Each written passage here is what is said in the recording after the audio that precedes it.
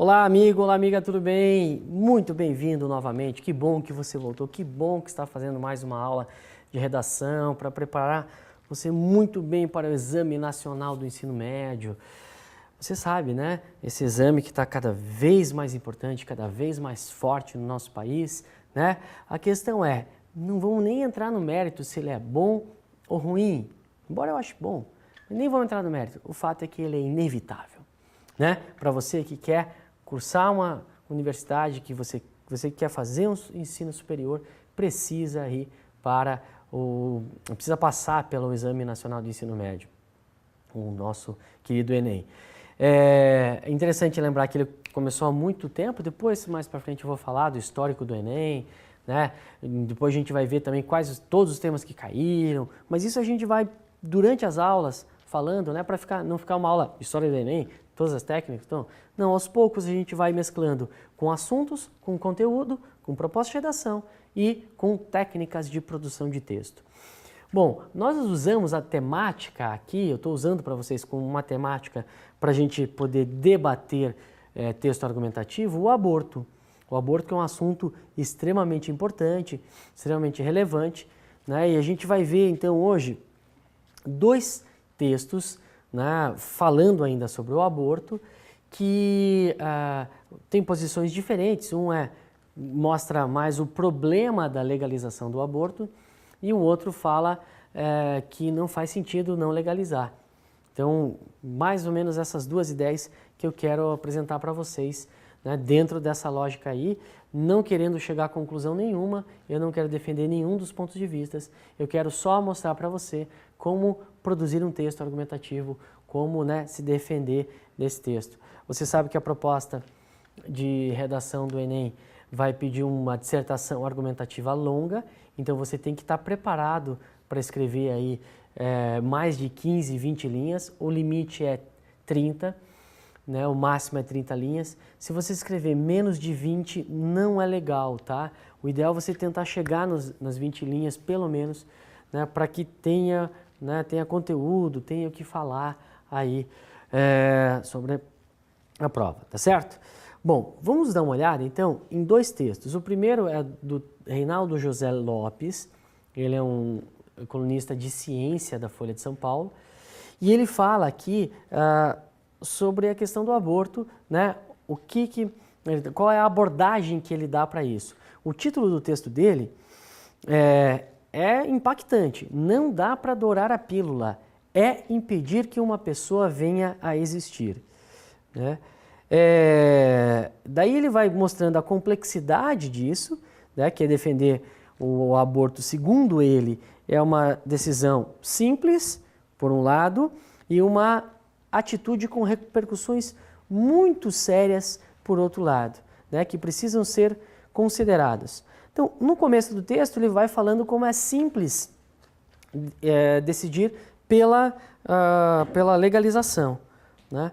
E daí o que eu quero tratar com vocês é essa parte aqui, né? Ele vai falando o que ele diz, basicamente, para quem não estava na aula passada, né? Eu falei para vocês acompanharem as aulas na sequência, tem que fazer isso. Não pode ficar pulando aula, senão a gente perde a lógica do trabalho. Mas então o que aconteceu na semana passada, só para lembrar, na aula passada, né? É que o Conselho Federal de Medicina falou que até a 12ª semana seria possível fazer o aborto. Por quê? Olha, ele diz aqui o seguinte: é consenso entre os especialistas que um feto de 12 semanas ou menos é neurologicamente incapaz de sentir dor. Então ele fala do ponto de vista de formação do sistema nervoso central, uma questão científica. Por isso 12 semanas, né? 12ª semana, tá bom? É por isso. Mas ele vai dizendo o seguinte: depois de 2 semanas de gestação, quando os gêmeos idênticos, né, passam a ser 2 organismos separados, é difícil negar que o potencial biológico para gerar novos seres está presente. Então ele fala, não tem, é matar alguém. Isso é ainda mais verdadeiro perto das 12 semanas. Embora dependente do organismo materno, o feto se comporta como uma forma de vida separada, inclusive fazendo seus tecidos invadirem o organismo da mãe em busca de nutrientes. Escolhe-se interromper essa trajetória, a qual, se não em todos os casos, num número considerável deles, desemboca num ser humano como eu e você. Não dá para dourar a pílula, é impedir que uma pessoa venha a existir. Sacou? Então ele está dizendo, né? É impedir que uma pessoa venha a existir. Lembra que eu coloquei para vocês na aula passada? Ó, dá uma olhada no quadro aqui. A estratégia para você ser contra o aborto é dizer que isso é contrário à vida. Poxa vida, perto da 12ª semana, né, o aborto natural dificilmente vai acontecer, né? Quanto mais perto da 13ª semana, mais raro acontecer o aborto natural, e daí a questão é essa, né? Vai desembocar numa vida, ou seja, você vai interromper um processo que vai gerar um ser humano. É isso, essa é uma técnica, a estratégia para quem é contrário ao aborto. E ele apresenta mais um problema. Vamos dar uma olhada aqui no outro problema, né? Daí falou, e daí, né? Se está demonstrado que em números líquidos menos abortos acontecerão se o procedimento for descriminalizado, a hesitação deveria desaparecer? Ele fala, em parte sim. O buraco que pode ser enxergado mais embaixo, no entanto, né? Ó, é que efeitos a aceitação desse fato pelo Estado e que também é o suposto de protetor da vida humana pode ter sobre a maneira como as pessoas encaram essa mesma vida, tá? Tenho certeza que todos preferiam que essa decisão não fosse tomada em último caso. O problema é que o Estado não tem como fazer essa distinção sem cometer injustiças mais repulsivas. De fato, com a permissão ou sem permissão, talvez ela aborte, mas talvez faça diferença para pior viver num país no qual o poder de decidir isso esteja nas mãos de qualquer um, tá? Então, o que ele está falando aqui? Vamos tentar raciocinar. Ele diz que tem implicações seríssimas. Ele não chega a falar disso, mas eu vou falar para você. Quais são as implicações seríssimas? Então, a partir do momento em que você considera que já que até a 12ª semana, porque qual é o argumento para a gente fixar em 12 semanas ali? Bom, 12 semanas porque até ali o sistema nervoso central não foi formado e o feto é incapaz de sentir dor. Então você pode interromper a vida, pode interromper esse processo que desembocaria num ser humano, que é isso que ele fala. Qual que é o problema disso? Bom, se até 12 semanas ele não sente dor, então por que eu não posso usar para retirar a célula-tronco? Vai matar o feto ali, vai matar. Para retirar a célula-tronco lá. Na verdade, é antes, né? Na fase embrionária ainda. Então, para eu retirar a célula-tronco embrionária, eu preciso destruir o embrião. Então, se ele não sente dor, por que não fazer isso? Eu não posso começar a criar em laboratório, não posso... Então, a implicação disso é, quando a gente autoriza uma coisa aqui, tem uma implicação lá. Então, quando começa a vida, é importantíssimo para um monte de outros pontos. Então, a argumentação pode ser, não vamos legalizar o aborto, por quê? Porque isso implica muitas outras questões sérias aí, tá bom? Então, esse é um texto, né, que vai na linha da argumentação de ser contra não simplesmente o aborto em si, mas contra a legalização, tá bom? Depois dá uma olhada com cuidado lá no PowerPoint, os textos estão lá, você vê direitinho. Agora eu quero mostrar um outro texto, que é do Hélio Schwartzman, um colunista da Folha de São Paulo, né? E o texto dele se chama Ovo da Discórdia. Ele começa falando assim, o aborto é moralmente justificável? Esqueça essa pergunta. Não chegaremos tão cedo a um consenso. Proponho então analisar a questão sob outro ângulo. Mulheres que abortam voluntariamente merecem ir para a cadeia? Então, olha o que ele fez aqui. Né? Olha o que ele fez. Ele descartou a ideia de se o aborto é justificável ou não. Se pode se fazer o aborto ou não se pode, se é legal, se é bonito, se é feio. Não. Ele, como estratégia argumentativa, trouxe a discussão para a questão de não faz sentido ter essa lei. Porque será que a mulher deve ir para a cadeia? Olha o que ele fala. Se você respondeu sim, que a mulher que pratica aborto deve ir para a cadeia, se você respondeu afirmativamente, prepare-se para as consequências. Estima-se que ocorra no Brasil 1 milhão de abortos induzidos por ano. Utilizo aqui o número calculado por Mário Francisco Gianni Monteiro e Leila Adessi para 2005, mais recente estudo que encontrei. Para encarcerar toda essa mulherada, como exige a lei, o país precisaria construir a cada dia a bagatela de 5,5 presídios femininos, unidades de 500 vagas. A conta é conservadora, porque não considera os médicos, enfermeiras e comadres que mereceriam ser presos na qualidade de cúmplices. Seria também necessário edificar um bom número de orfanatos para abrigar as crianças que ficariam desassistidas enquanto suas mães cumprem pena. Também teríamos de criar brigadas médico-policiais especializadas em identificar e em processar as criminosas e quem as tenha ajudado. Imagino que, exceto por empreiteiros de olho nos lucrativos contratos, ninguém deseja uma realidade dessas para o Brasil. E manter uma lei que manda pôr na cadeia pessoas que não queremos ver numa penitenciária é uma boa definição de hipocrisia. Fez muito bem, portanto, o Conselho Federal de Medicina ao dar apoio à proposta de liberalizar a legislação. Médicos, mais do que qualquer outra categoria, devem abster-se de fazer juízos morais sobre o comportamento de seus pacientes, tá bom? Então, o Hélio Schwartzman faz o quê? Ele vai por uma outra questão, ele vai para um outro ponto. Né? Ao invés de debater simplesmente o aborto em si, se ele é correto, se não é correto, 12ª semana ou não, ele fala o seguinte: 1 milhão de mulheres fazem aborto todos os anos no Brasil. Você quer ver essas mulheres na cadeia? Você quer prender 1 milhão de mulheres por ano?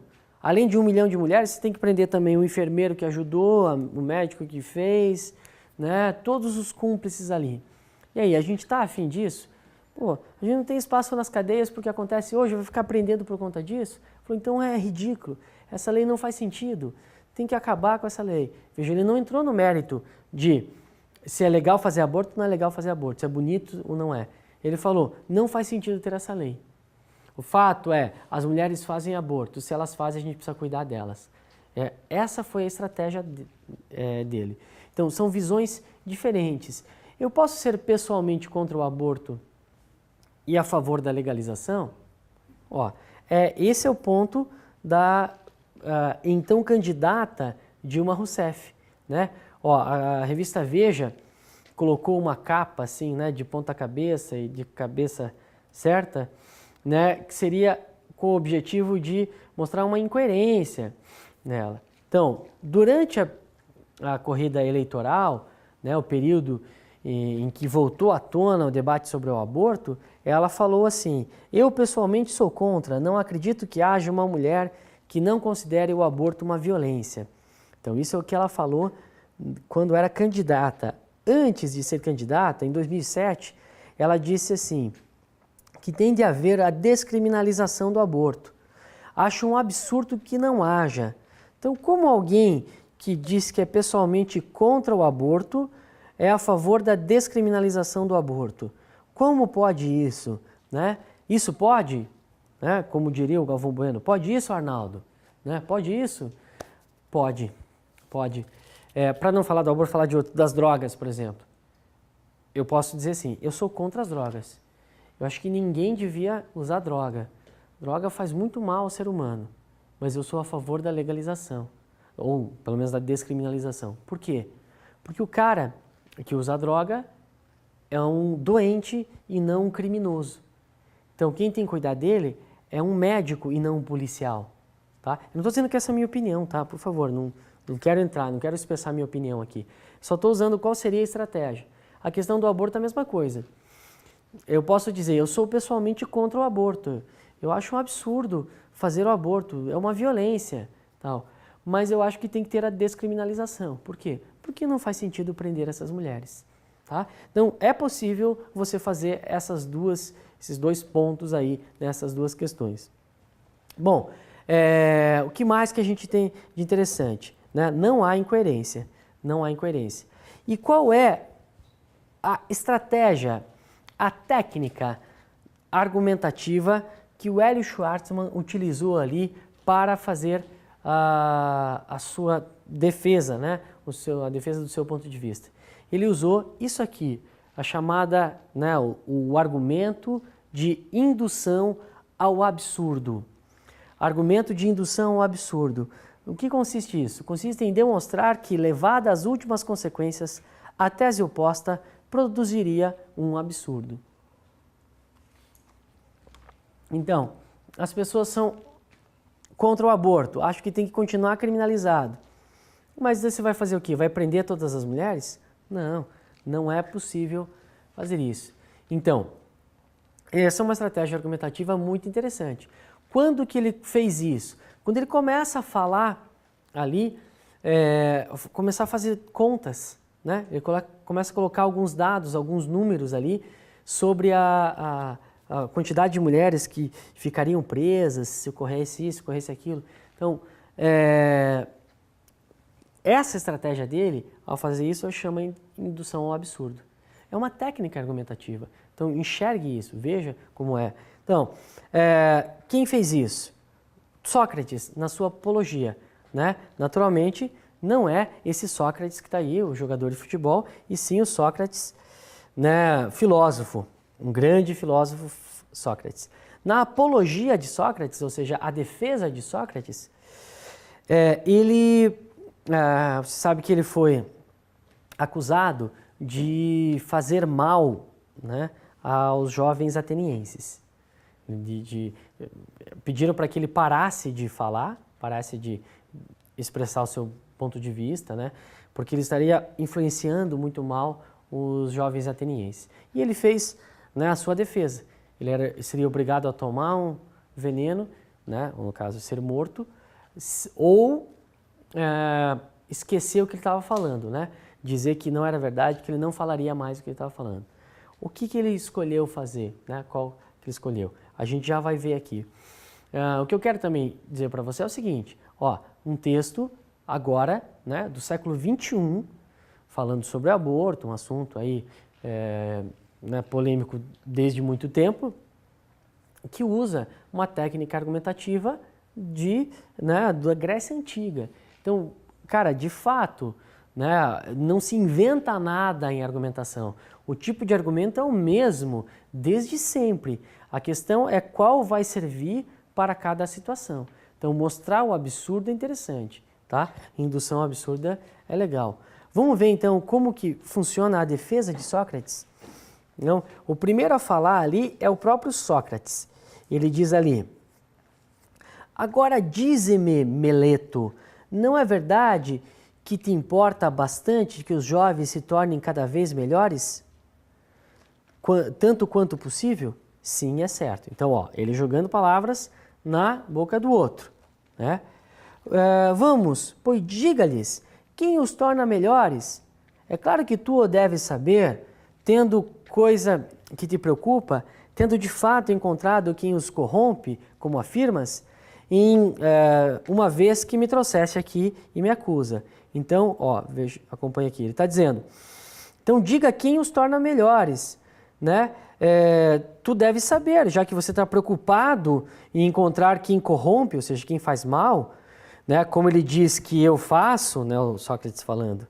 Então, como você diz que eu faço, então quem faz bem?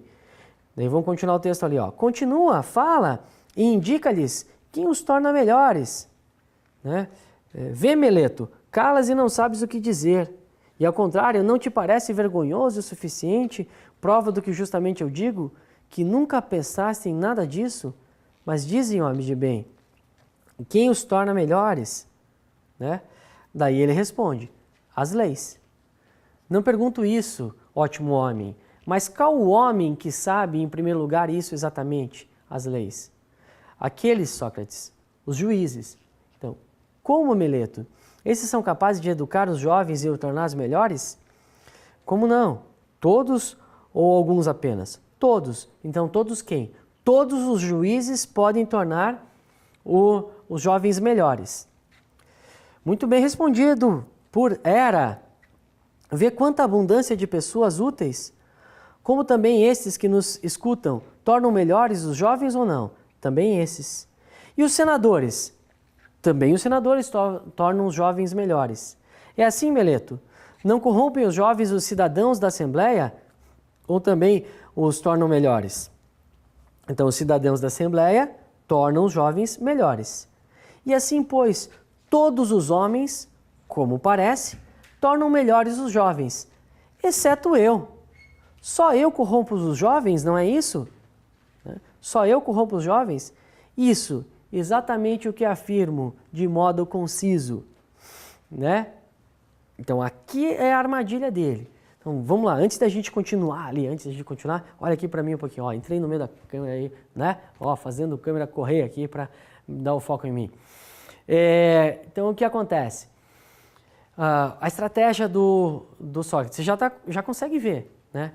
Então, o Sócrates foi acusado de fazer mal aos jovens, né? De corromper os jovens com as suas ideias. Isso sempre tem, né? Ah, isso daí faz mal aos jovens e tal. Daí ele falou, eu faço mal, tudo bem. Quem faz bem aos jovens? Ah, as leis fazem bem. Sim, mas as leis não, mas eu quero saber de pessoas, né? Os que conhecem as leis, sim, os juízes. Alguns juízes fazem bem aos jovens, outros não, todos os juízes. E os senadores, também, todos os senadores fazem bem. E os cidadãos da Assembleia, também. E os atenienses aqui presentes, também. Ele fala, pô, todo mundo faz bem para os jovens, só eu faço mal? Você já conseguiu enxergar qual é a estratégia argumentativa, né? Então, todo mundo faz bem e eu faço mal? Não, tem alguma coisa errada nisso. Daí é o que ele continua ali. Vamos ler o final da defesa do Sócrates? Ele diz, ó, que desgraça descobriste em mim, e responde-me, será assim também com os cavalos? Que aqueles que os tornam melhores são todos os homens e que só um os corrompe? Ou será o contrário? Que só um é capaz de os tornar melhores e bem poucos aqueles que entendem de cavalos, né? E os mais, quando querem manejá-los e usá-los, os estragam? Não, não é assim, Meleto. Para os cavalos, como para todos os animais. Sim, certamente, ainda que tu e Anito o neguem ou afirmem, pois seria uma grande fortuna para os jovens, ou seja, uma grande sorte para os jovens, que um só corrompesse e os outros todos lhe fossem todos úteis. Mas na realidade, Meleto, mostrastes o insuficiente que jamais te preocupaste com os jovens e claramente revelaste o teu desmazelo que nenhum pensamento te passou pela mente. E disto que me acusas, tá? Então, olha só a técnica aí de indução ao absurdo. Essa é uma estratégia argumentativa muito interessante, muito legal, né? E foi usada não só. Então, a gente viu um texto do L. Schwartzman fazendo isso, a gente viu lá um texto antigo, né, da Grécia Antiga, também usando essa forma aí, essa estratégia argumentativa. E tem um outro texto muito legal, muito bacana, que é sobre a internacionalização da Amazônia, né? É do Cristóvão Buarque, que ele foi governador do Distrito Federal, senador pelo Distrito Federal, e num debate ele foi questionado por um jovem a respeito, da internacionalização da Amazônia, ou seja, de tornar a Amazônia território mundial e não território brasileiro, para preservar. O que ele acharia disso? Perguntaram para ele.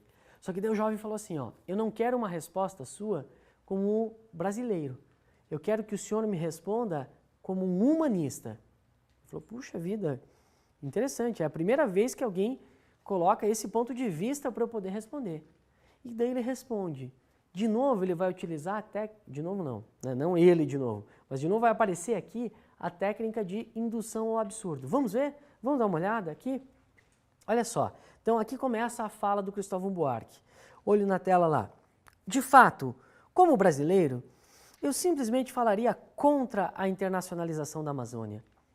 Por mais que nossos governos não tenham o devido cuidado com esse patrimônio, ele é nosso.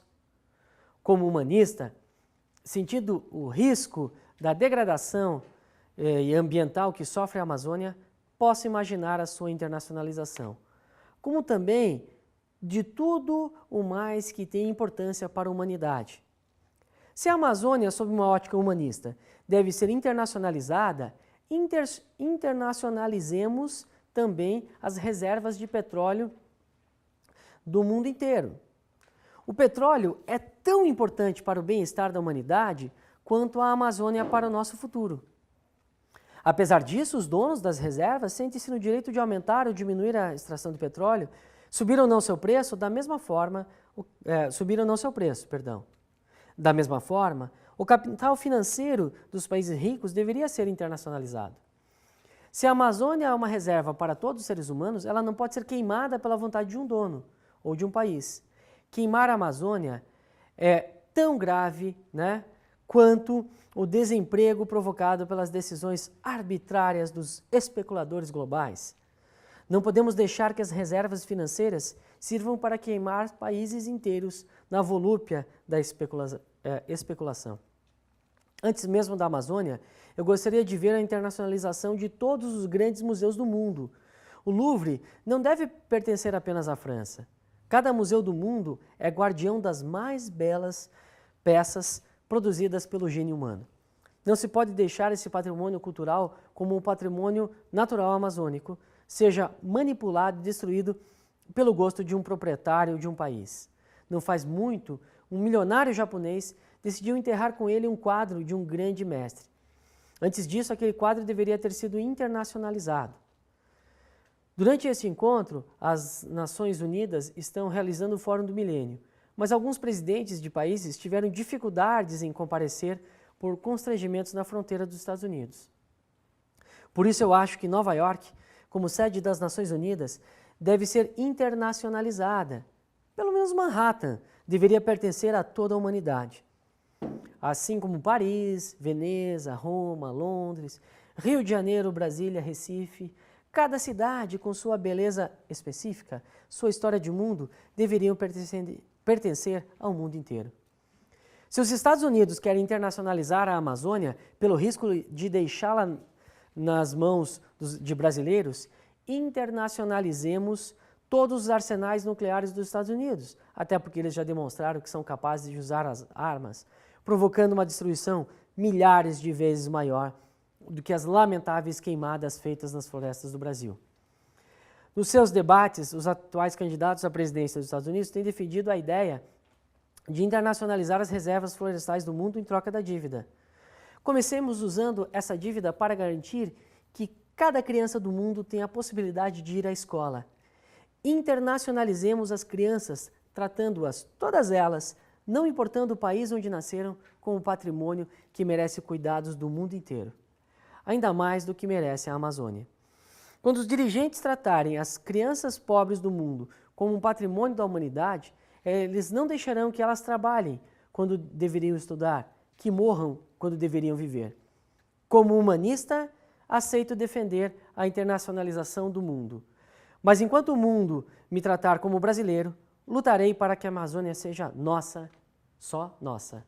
Então veja que texto fantástico esse do Cristóvão Buarque, e ele usa a técnica da indução ao absurdo. Seria legal internacionalizar a Amazônia? Seria. Os brasileiros não sabem cuidar, mas seria legal internacionalizar o mundo inteiro. É possível internacionalizar o mundo inteiro?